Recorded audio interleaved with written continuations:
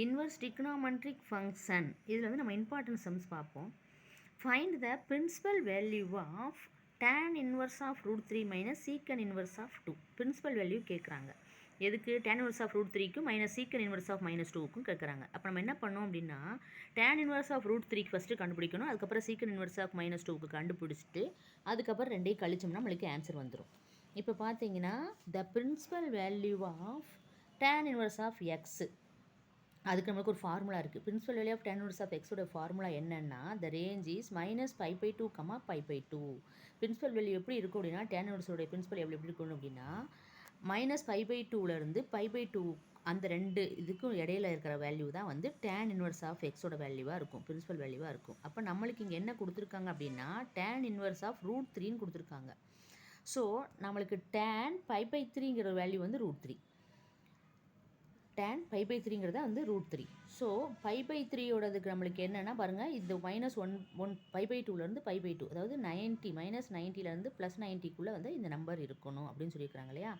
இப்போ நம்ம π/3 அப்படின்னா நம்மளுக்கு என்னென்னா 60 வரும். அப்போ 60ங்கிறது நம்மளுக்கு இது ரெண்டுக்கு இடையில தான் இருக்குது.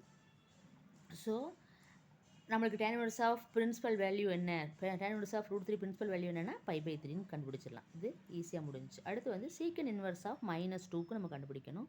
அதுக்கு முதல் சீக்கன் இன்வர்ஸ் ஆஃப் எக்ஸுடைய பிரின்சிபல் வேல்யூ என்னன்னு கண்டுபிடிக்கணும்.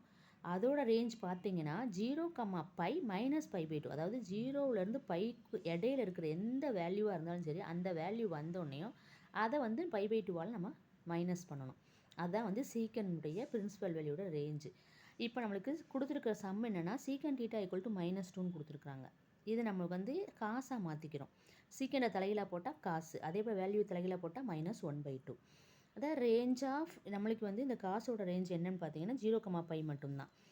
அப்போ காசோட வேல்யூ வந்து நம்மளுக்கு -π/2 வந்து 2/3 அப்படிங்கிறது 0 to π/க்குள்ளே என்ன எந்த இதில் வந்து நமக்கு -1/2 வருது அப்படின்னா 2π/3 அப்படிங்கிறதுல வருது. ஸோ காஸ் தீட்டா -1/2 வந்து 2π/3. The principal value of secant inverse of -2. அப்போ சீக்கன் இன்வர்ஸ் ஆஃப் -2 எப்படி இருக்கும் அப்படின்னா 2π/3 தான் இருக்கும். காசு வந்து 2π/3 இருக்கும்போது -1/2 2π/3 இருக்கும்போது சீக்கன் இன்வர்ஸ் ஆஃப் -2 இருக்கும்போது அது 2π/3 தான் இருக்கும்.